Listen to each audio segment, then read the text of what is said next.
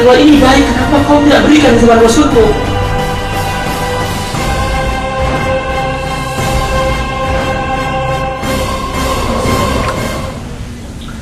Alhamdulillah, wassalatu wassalamu ala Rasulillah wa ala alihi wa sahbihi wa mawala.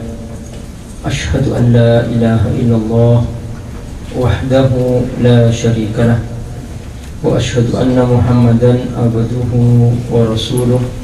Allahumma salli ala Muhammad wa ala alihi wa sahbihi ajma'in, wa ba'du.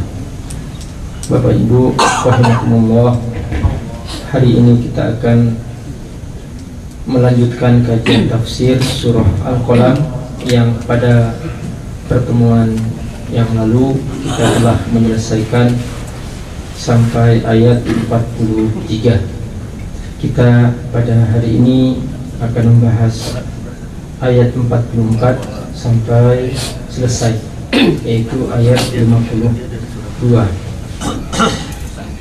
Mohon dengan tenang dan khusyuk mendengarkan ayat-ayat ini yang ingin saya bacakan, karena Allah berfirman, wa idza quri'al Qur'anu fastami'u lahu wa ansitu la'allakum turhamun. A'udzu billahi minasy syaithanir rajim. Bismillahirrahmanirrahim. Fadharni wa man yukadzibu bihadzal hadits sanastadrijuhum min haitsu la ya'lamun wa umli lahum inna kaydi matin am tas'aluhum ajran fahum min mughramin musqalun am indahumul ghaibu fahum yaktubun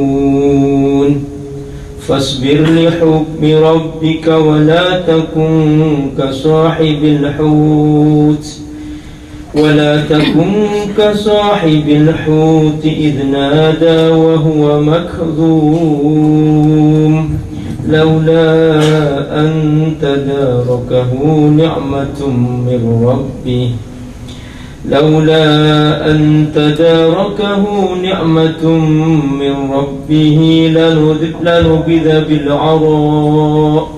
لنبذ بالعراء وهو مذموم فاجتباه ربه فجعله من الصالحين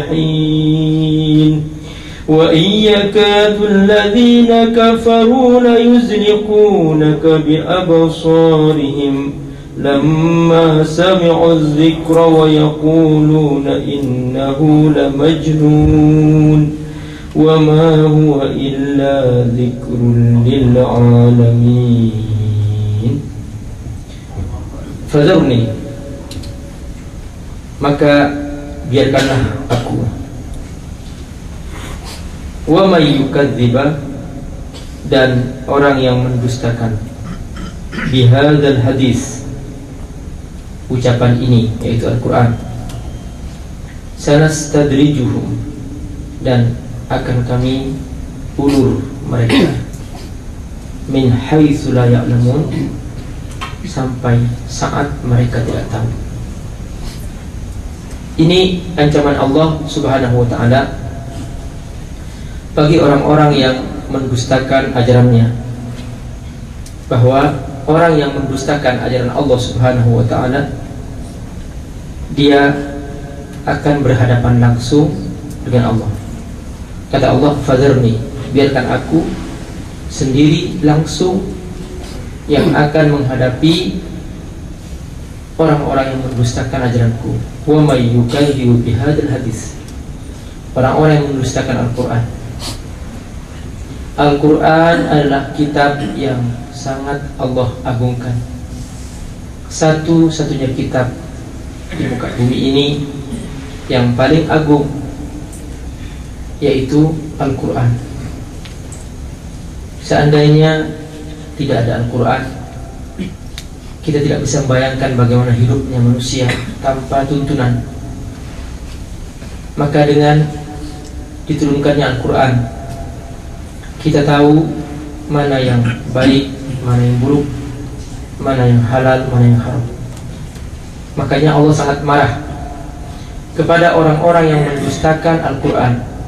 Langsung Allah berfirman, fadharni, biarkan aku langsung, wa may yukadzibu bihadzal hadis, yang akan menghadapi orang-orang yang mendustakan Al-Quran. Maka ketika Allah turun tangan, ketika Allah subhanahu wa ta'ala sudah mengancam seperti ini, maka berarti orang yang tidak ikut Al-Quran, orang yang ragu terhadap Al-Quran, merasa kurang yakin, merasa kurang pede ikut Al-Quran. Barakallah, agama ini adalah agama wahyu, bukan agama pengalaman seseorang, bukan hasil testimoni, bukan hasil dari pengalaman seseorang. Tapi ini adalah agama yang ada tuntunannya, yang ada kepastian informasi wahyu di dalamnya. Maka tidak bisa dikarang-karang, tidak bisa ditambah-tambah, dan tidak bisa seenaknya seseorang mengambil kesimpulan menurut pemahaman dia tanpa merujuk kepada sumber-sumber yang asli dan pemahaman yang benar. Nah, disinilah Allah subhanahu wa ta'ala menyebutkan dengan jelas bahwa siapa yang mendustakan ajaranku dan tidak mau patuh kepada apa yang aku turunkan, biarkan aku langsung, fadharni wa may yukadzibu bihadzal hadis. Lalu Allah mengancam dengan ucapan atau dengan firman, sanastadrijuhum. Di sini ada kata sanastadrijuhum, istidraj. Istidraj artinya diulur. Allah membiarkan dia bersenang-senang zina, diberi kemudahan, apa yang dia inginkan dimudahkan oleh Allah Subhanahu. Tapi ingat kata Allah, min haitsu la ya'lamu, dan suatu saat akan datang azab Allah Subhanahu wa ta'ala kepada mereka justru di saat mereka tidak tahu. Di sini Bapak kita baru paham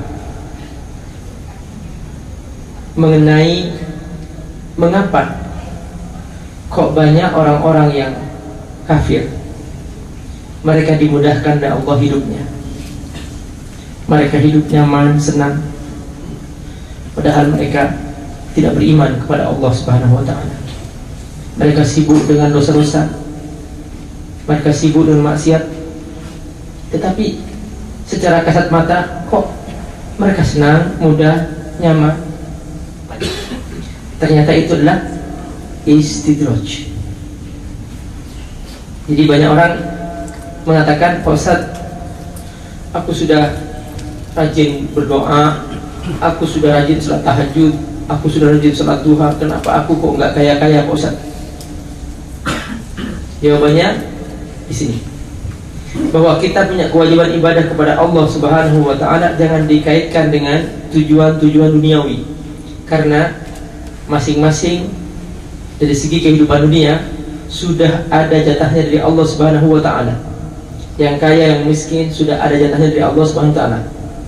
Baik dia rajin ibadah atau tidak, itu tidak dikaitkan dengan itu. Bukan setiap orang yang ahli ibadah atas kaya orangnya, bukan setiap orang yang malas ibadah dia miskin. Tidak demikian seperti itu pengertiannya. Tetapi Allah Subhanahu wa ta'ala telah menjamin masing-masing rizkinya, dan tidak ada rezeki ketukan. Semua sudah ada jatahnya masing-masing. Ada orang yang memang jatahnya miskin, kerja keras, pontang-panting sampai meninggal dunia miskin.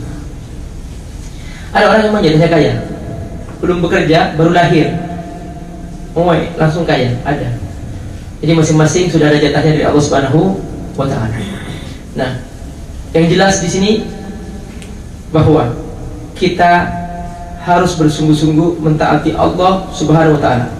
Kalau ada orang yang tidak patuh kepada Allah, sibuk dengan maksiat, sibuk dengan harta haram, dia mudah urusannya.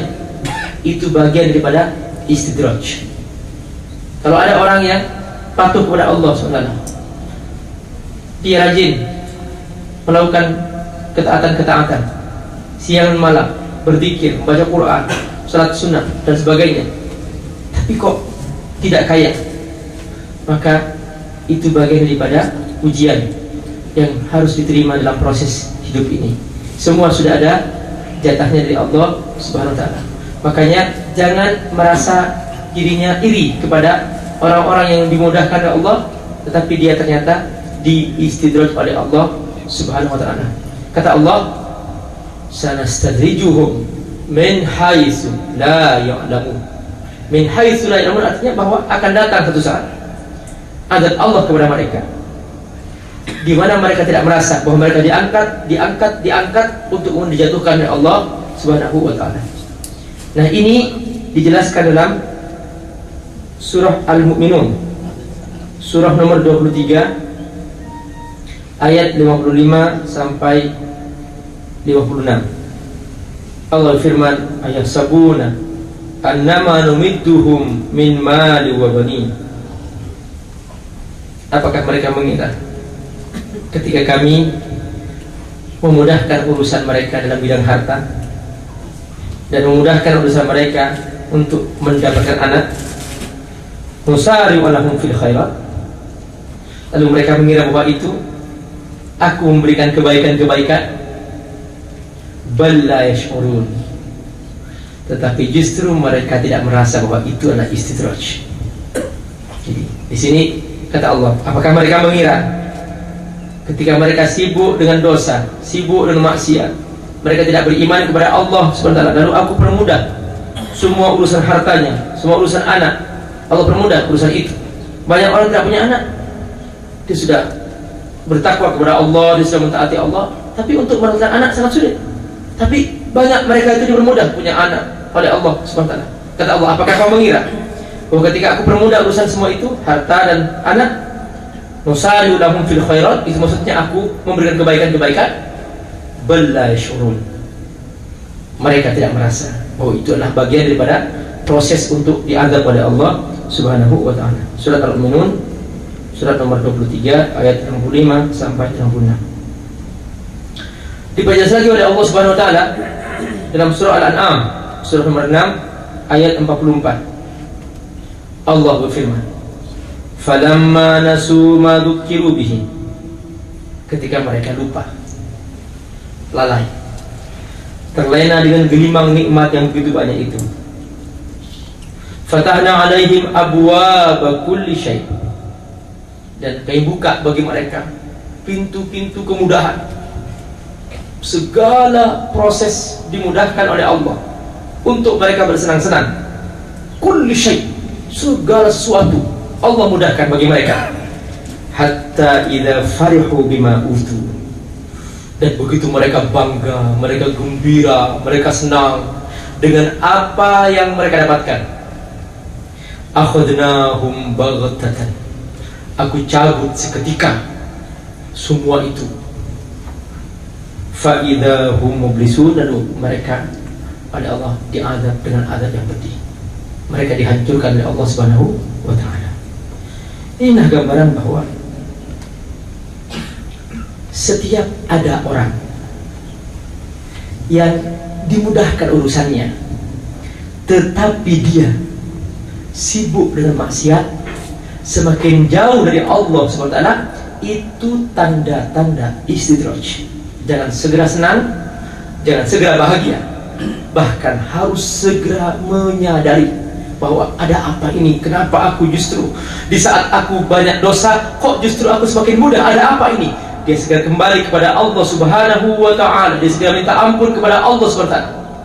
Begitulah Umar bin Khattab radhiyallahu anhu, ketika di masa kepemimpinannya Allah buka kota-kota, Allah mudahkan bagi Umar, harta melimpah, sampai dikatakan bahwa pernah suatu hari Umar membawa harta dari Baitul Mal, harta sedekah, malul muslimin, harta sedekah dibawa oleh Umar untuk mengecek siapa di antara rakyatnya yang membutuhkan bantuan zakat. Min babin ila bab, dari pintu ke pintu. Umar mengecek, ketok pintu. Umar bertanya, man yuridu zakat? Siapa yang mau zakat? Dicek satu persatu. Dijawab, la ya Umar, kafana. Umar, sudah cukup. Cek lagi, semua dari rumah ke rumah sampai ke pelosok, dan tidak ada seorang pun yang membutuhkan zakat. Umar kembali membawa harta itu dengan utuh, dan tidak seorang pun membutuhkan zakat. Di zaman Umar menangis. Umar menangis, ya Rabb, ya Rabb, ya Allah, kalau kana hada khairan lima ma ataita fi ahdi rasulika, ya Allah, ya Allah, kalau ini memang baik, limpahan harta ini memang baik, mengapa kau tidak diberikan di zaman Rasulmu? Kenapa di saat Rasulmu masih hidup, kok kami hidup sulit? Kami seringkali peceklik, kami seringkali kelaparan, kami seringkali menahan rasa lapar berhari-hari, bahkan sampai 1 bulan. Diriwayatkan dalam sebuah hadis bahwa 1 bulan rumah Rasulullah tidak pernah mengepul api, tanda bahwa tidak pernah memasak, tidak ada yang dimasak. Rasulullah minum air dan makan kurma, saking pacekliknya zaman itu. Kata Umar, "Lau kana hadza khairan ya Rabb." Kalau ini baik, kenapa kau tidak berikan di zaman Rasulmu, di saat Rasulmu masih hidup? Umar takut. Allahumma inni a'udzubika min an akuna mustadrajan ya Rabb. Aku takut ya Allah, jangan sampai aku termasuk orang yang kau istidraj ya Allah. Umar menangis dan menangis ketakutan. Begitulah betapa seseorang yang punya sensitivitas dalam imannya, dia menyadari bahwa setiap yang datang kepadanya diukur dengan kondisi iman, bahwa semakin iman lemah dan semakin seseorang jauh dari Allah Subhanahu, itu tanda-tanda istidraj ketika ternyata dia dimudahkan segala urusannya.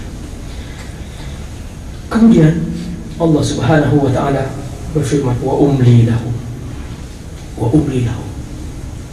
dan aku memang sengaja menunda kehidupan mereka. Aku memang sengaja menunda mereka untuk bersenang-senang, karena hanya ini kesempatan sekali. Ini seperti wa amhilhum, ya, biarkan Allah ditangguhkan hidupnya, ditangguhkan mereka untuk bersenang-senang. Makanya perhatikan bagaimana orang-orang yang tidak beriman kepada Allah Subhanahu wa ta'ala, Allah mudahkan mereka dengan segala kesenangan, penghasilannya dan sebagainya, Allah mudahkan. Wa umli lahu, kata Allah, memang sengaja aku biarkan mereka, aku tunda, aku tangguhkan hidup mereka. Inna kaiti mati, sesungguhnya tipu dayaku adalah sangat kokoh, dan aku tidak pernah biarkan mereka satu persatu, detik per detik, kecuali semua yang mereka perbuat ada kompensasinya dan ada jatah untuk menerima hukumannya. Wa umli lahu inna kaidi mati, jangan kau mengira aku lalai, jangan kau mengira aku tidak bersungguh-sungguh mengurus mereka, mengecek mereka, mengontrol mereka. Semua, kata Allah, inna kaidi matiin, semua tipu dayaku itu sangat rapi dan sangat kokoh, dan tidak ada satupun yang dibiarkan oleh Allah tanpa ada hukumannya. Di sini katakan, fala yafutuni syai'un likulli man khalafa amri, maka tidak ada satu partikel pun dosa yang mereka perbuat, semua kecuali dicatat oleh Allah Subhanahu wa ta'ala. Faman ya'mal mithqala dzarratin khairan yarah wa man ya'mal mithqala dzarratin syarran yarah. Sebesar atom pun setiap kebaikan yang mereka perbuat ada catatannya, dan sebesar atom pun keburukan yang mereka perbuat ada catatannya, dan semua itu tidak terlepas dari kontrol Allah Subhanahu wa ta'ala. Kemudian Allah Subhanahu wa ta'ala menyebutkan tentang pribadi sang Rasul yang datang kepada mereka. Apa yang membuat mereka tidak beriman? Mengapa mereka tidak beriman? Lalu Allah menegur Rasulnya, menanyakan, am tas'aluhum ajran fahum min mawramin muthqalun, apakah kamu memang mengharapkan harta dari mereka sehingga mereka tidak mau ikut kamu? Apakah kamu memang punya kepentingan bisnis dengan mereka dalam menyampaikan agama itu sehingga mereka merasa berat ikut kamu? Di sini Allah Subhanahu wa ta'ala menyebutkan bahwa mereka benar-benar telah melaksanakan perintah Allah Subhanahu wa ta'ala tanpa kepentingan apa-apa. Namun ternyata memang mereka pada dasarnya, orang-orang kafir itu pada dasarnya memang tidak mau ikut dan tidak mau beriman kepada para rasul itu. Alasan kedua, am indahumul ghaib fahum yaktubun, atau mereka punya jaminan dari wahyu yang gaib bahwa mereka akan selamat dari api neraka dan mereka pas masuk surga. Am indahumul ghaib, apakah mereka punya informasi wahyu yang gaib tentang apa yang akan mereka alami di alam akhirat nanti, sehingga mereka tidak mau beriman kepadamu, sehingga mereka tidak mau percaya kepadamu. Am indahumul ghaib fahum yaktubun, dan mereka tulis itu dalam kitab suci mereka. Mana kitab suci mereka itu? Kalau memang ada, mana kitabnya yang menjamin bahwa mereka selamat dari api neraka? Di sini kita belajar bahwa ketika seseorang tidak beriman kepada Allah SWT, mereka tidak punya jaminan apa-apa dari wahyu bahwa mereka selamat di akhirat. Na'udzubillah min dzalik. Di sini Allah tegas sekali bahwa setiap kekafiran itu akan mengancam hidup mereka di alam akhirat dengan api neraka.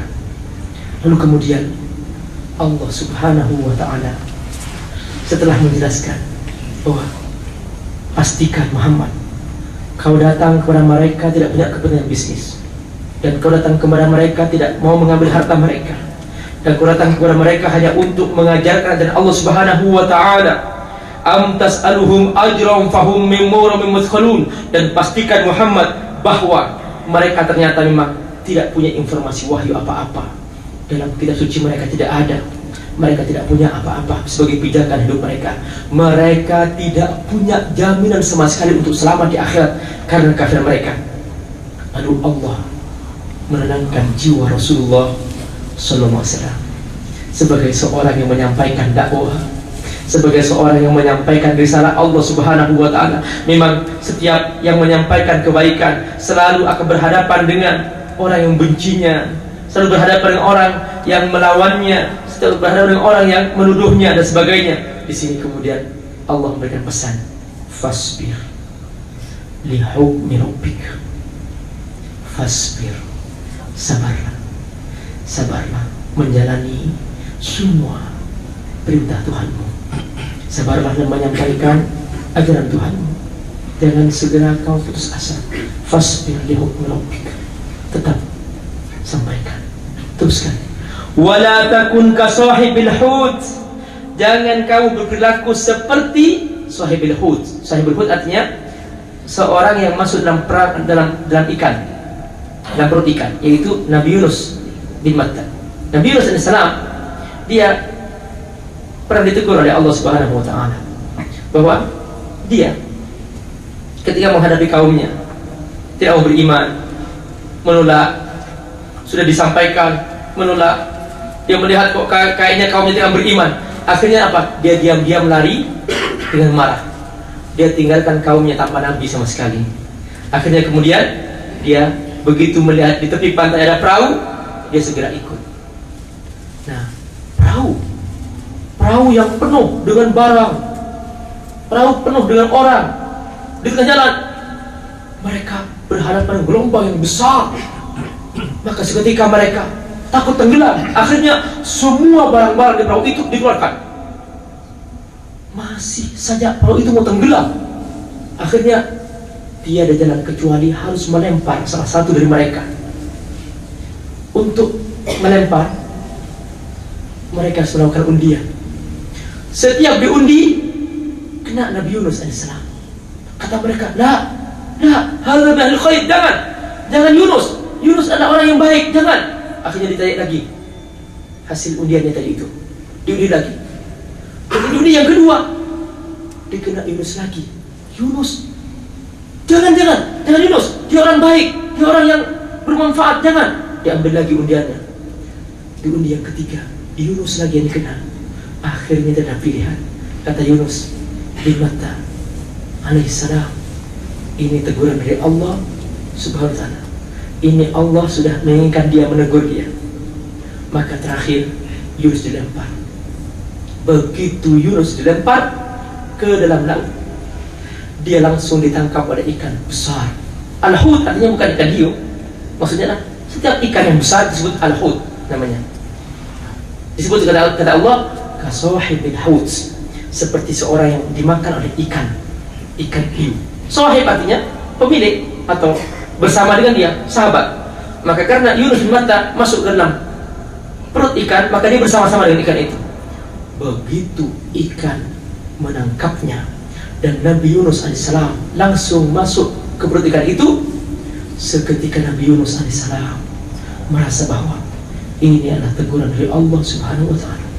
Allah seketika perintahkan kepada Hud, ya Hud, la ta'kul lahu lahma, wahai ikan yang besar, jangan kau makan dagingnya, wala tahshim lahu azma, dan jangan kau hancurkan tulangnya. Nabi Yunus alaihissalam berada dalam perut ikan. Di sini Allah ceritakan dalam surah yang lain bagaimana Nabi Yunus alaihissalam ketika berada dalam perut ikan. Dalam surat Al-Anbiya, surat nomor 21, ayat 87 sampai ayat 88. Allah menceritakan, fanada fil dhulumat. Nabi Yunus alaihissalam memanggil Allah subhanahu wa ta'ala fil dhulumat, dalam kegelapan. Dhulumat di sini jamak daripada al-zulmah. Zulmatul, zulmatani, zulumat. Artinya apa? Kegelapan yang berlipat-lipat. Zulmatul batn, kegelapan perut ikan. Wa zulmatul lail, dan kegelapan malam. Wa zulmatul bahr, dan kegelapan air laut yang sangat dalam. Bergabung di sana dalam kegelapan. Nabi Yunus alaihissalam memanggil, la ilaha illa anta subhanaka inni kuntu minadh dhalimin. Panggilan ini didengar oleh malaikat. Malaikat mendengar, ya Rabb, sami'tu buka'ahum, aku mendengar salah seorang hambamu menangis, ya Rabb, memanggil, aku tidak tahu di mana tempatnya. Allah menjawab, ala tadri dzalika 'abdi Yunus fi batni Hud, kamu tidak tahu itu hambaku Yunus di perut ikan. Di sini Allah menjawab, falaula annahu minal musabbihin, seandainya Yunus bin Matta tidak membaca tasbih, tidak mengucapkan la ilaha illa anta subhanaka inni kuntu minadh dhalimin, la labitha fi batnihi ila yaumi yub'atsun, niscaya dia akan terus berada di dalam perut ikan hiu sampai hari kiamat. Tapi untungnya dia membaca tasbih. Di sini bahwa Bapak berkumpul supaya kita selalu dimudahkan oleh Allah subhanahu wa ta'ala dalam setiap urusan yang kita hadapi. Biasakan selalu baca tasbih, la ilaha illa anta subhanaka inni kuntu minadh dhalimin. Dalam kesulitan apapun, dalam kondisi apapun, baca la ilaha illa anta subhanaka inni kuntu minadh dhalimin. Seperti Nabi Yunus alaihissalam ketika dalam perut ikan, dia dimudahkan oleh Allah subhanahu wa ta'ala untuk keluar. Lalu kemudian ikan itu segera pergi ke daratan. Sampai darat, kemudian dikeluarkan Nabi Yunus alaihissalam dalam keadaan habis kulitnya sama sekali. Karena Allah perintahkan hanya, jangan kau makan dagingnya dan jangan kau hancurkan tulangnya. Allah tidak mengatakan jangan kau habisin kulitnya. Akhirnya kulitnya habis. Maka ketika Nabi Yunus alaihissalam keluar, dia tidak punya kulit sama sekali. Lalu kemudian Allah subhanahu wa ta'ala kirimkan selai daun yang tebal, yang harum. Yang daun itu membuat binatang-binatang lalat dan lainnya tidak suka mendekatinya. Akhirnya Nabi Yunus alaihissalam berhari-hari di tepi pantai itu. Dia tertutup oleh beberapa helai daun yang membuatnya tidak tersentuh oleh binatang-binatang yang lain. Setelah beberapa hari, Allah kirimkan binatang yang bisa menyusui. Maka kemudian dia memberikan susu ke mulutnya Nabi Yunus alaihissalam. Dan setelah itu Nabi Yunus sehat kembali dan sembuh kulitnya. Lalu kemudian dia kembali ke kaumnya seperti biasa. Tapi ini teguran dari Allah subhanahu wa ta'ala. Kenapa? Karena tidak sabar menghadapi kaumnya. Bahwa seseorang yang berdakwah di jalan Allah subhanahu wa ta'ala, jangan segera lari dari kaumnya. Sekalipun semua kaumnya tidak suka, sekalipun semua kaumnya membenci. Di sini bahwa Allah subhanahu wa ta'ala mengajarkan bahwa hadapi mereka dengan penuh kesabaran, dengan penuh kesungguhan. Fasbir li hukmi rabbika wa la takun ka sahibil hut idh nada wa huwa makdhum. Ketika dia memanggil nama Allah SWT dalam keadaan dia penuh dengan kesedihan. Di sini kemudian Allah Subhanahu wa ta'ala menceritakan tentang Nabi Yunus AS. Laula an tadarakahu ni'matum min rabbi. Kalau tidak karena nikmat Allah Subhanahu wa ta'ala yang segera menyertai hambaku Yunus alaihissalam, kata Allah, lanubida bil ara. Niscaya ketika dia dilempar dalam tempat yang terbuka. Al-ara artinya tempat yang terbuka, tanpa ada pohonan sama sekali, tanpa ada tempat berlindung sama sekali. Al-ara, tempat terbuka. Wa huwa madmum. Dia dalam keadaan dihina oleh Allah Subhanahu wa ta'ala. Tapi untung dia mendapatkan nikmat Allah Subhanahu wa ta'ala. Kenapa? Karena dia segera menyadari bahwa dia telah berdosa kepada Allah Subhanahu wa ta'ala, bahwa sebaik-baiknya orang yang mau bertobat adalah pertama kali wa huwa mulim, dia segera menyadari bahwa dia telah berdosa kepada Allah Subhanahu wa ta'ala. Maka dengan menyadari itu, Nabi Yunus AS segera mengucapkan la ilaha illa anta subhanaka inni kuntu minadh dhalimin. Ya Allah, aku termasuk orang yang zalim. Begitu Nabi Yunus AS menyadari itu, maka Allah Subhanahu wa ta'ala memaafkannya, mengampuninya. Lalu kemudian Allah memberikan rahmat. Kata Allah, kalau tidak akan rahmatku, maka dia dibiarkan di tempat itu dan terus berlangsung dalam perut ikan hiu sampai hari kiamat. Tapi untung karena rahmat Allah dan karena tasbihnya dia yang diucapkan, maka kemudian Allah menyebutkan fajtabahu rabbuhu, maka Allah memilihnya dia Yunus. Allah tidak memarahinya, Allah tidak membencinya. Fajtabahu rabbuhu, Allah segera mengampuninya dan Allah memilihnya. Faja'alahu minas sholihin, dan Allah menjadikannya sebagai orang yang soleh. Setelah itu Allah Subhanahu wa ta'ala menceritakan tentang Nabi Muhammad alaihissalam. Bagaimana Nabi Muhammad alaihissalam dibenci oleh orang kafir. Wa iyyakadul ladzina kafaru, sungguh hampir-hampir orang kafir itu la yuzlikunaka bi absarihim, dia ingin menggelincirkan kamu. Yuzlikuna, menggelincirkan kamu, bi absarihim, dengan mata hasud mereka. Dalam hadis dikatakan ini penyakit ain. Jadi banyak ada orang yang dengan bencinya, dengan pandangannya membuat penyakit terhadap orang lain. Itu namanya penyakit ain. Nah, makanya kalau kita punya anak, kita mendoakannya selalu, u'idzuka bi kalimatillahi tammat min kulli syaitanin hamma wa min kulli ainin lamma. Ya Allah, aku minta perlindungan atas anakku ini, ya, dari syaitan yang kau benci dan dari pandangan yang membuat dia kena penyakit. Maksudnya pandangan hasud. Di sini kata Allah, hampir-hampir orang-orang kafir itu dengan pandangan yang hasud kepada kamu. Di sini nampak bahwa ternyata kehadiran Rasulullah SAW itu banyak mengundang hasud. Jadi benar, mereka dihasud. Makanya sampai sekarang banyak orang tidak mau beriman kepada Rasulullah SAW. Kenapa? Karena hasud. Padahal mereka tahu bahwa ini benar, ini Islam benar, ajaran Allah Subhanahu wa ta'ala. Mereka tahu, tapi karena mereka hasud, mereka tidak mau beriman. Yuzlikunaka bi absarihim lamma sami'u dzikra wa yaquluna innahu lamajnun. Begitu mereka mendengar lamma sami'u dzikra, ketika mereka mendengar peringatan dari Rasulullah SAW, mereka langsung seketika menuduh innahu lamajnun, Muhammad adalah gila. Di sini kemudian Allah Subhanahu wa ta'ala mengingatkan, wa ma huwa illa dzikrul lil alamin. Muhammad tidak gila, tapi apa yang disampaikan itu adalah merupakan peringatan bagi semua manusia. Maka setiap manusia harus beriman kepada Allah Subhanahu wa ta'ala. Siapa yang tidak mau beriman kepada Allah, siapa yang tidak mau ikut Al-Quran, maka dia tidak akan pernah menemukan ketenangan, keselamatan, kebahagiaan. Siapa saja yang mau bahagia dan tenang, dia pasti akan ikut Al-Quran. Sekarang baru berkembang, banyak orang-orang kembali kepada Al-Quran, sekalipun mereka tidak menyadari bahwa itu jalan Al-Quran. Banyak orang sudah menyesal atas masa lalu mereka, ketika mereka bertahun-tahun hidup dalam dosa, hidup dalam perzinahan. Mereka sadar, mereka menyadari bahwa ternyata itu dosa. Akhirnya mereka kembali bahwa ternyata hidup yang normal bukan berzina, hidup yang normal adalah hidup dalam pernikahan. Maka kemudian dia mengubah cara hidupnya. Banyak orang yang tadinya bergelimang dengan harta riba. Setelah itu dia menyesal, ternyata benar bahwa riba itu adalah haram dan dia tidak bahagia dengan itu semua.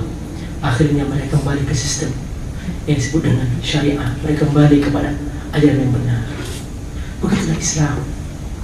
Mereka sebetulnya sangat butuh tuntunan Islam, tapi kalau mereka hasut dan benci, mereka menghindarinya padahal mereka membutuhkannya. Kata Allah, wa ma huwa illa dzikrul lil alamin.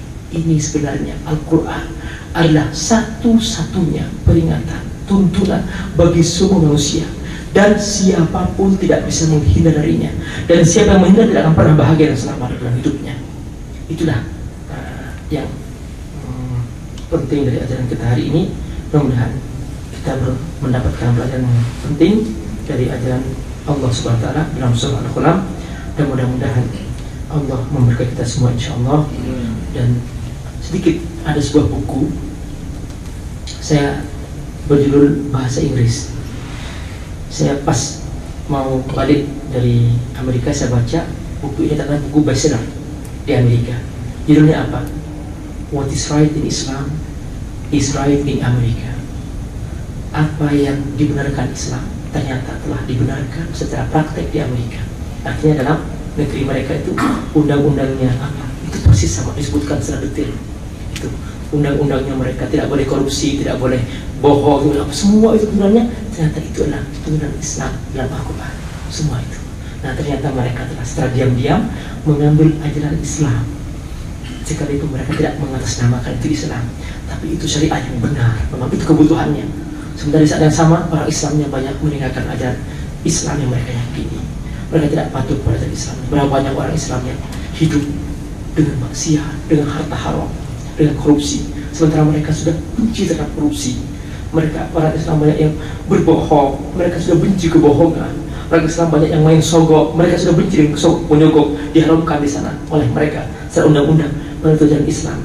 Nah, begitulah mereka ternyata secara diam-diam demi untuk kestabilan negeri mereka, mereka mengambil ajaran Islam secara diam-diam, sehingga mereka tidak mengatasnamakan itu Islam. Nah, kebersihan, kerapian, kejujuran dan sebagainya. Itulah barakallahu.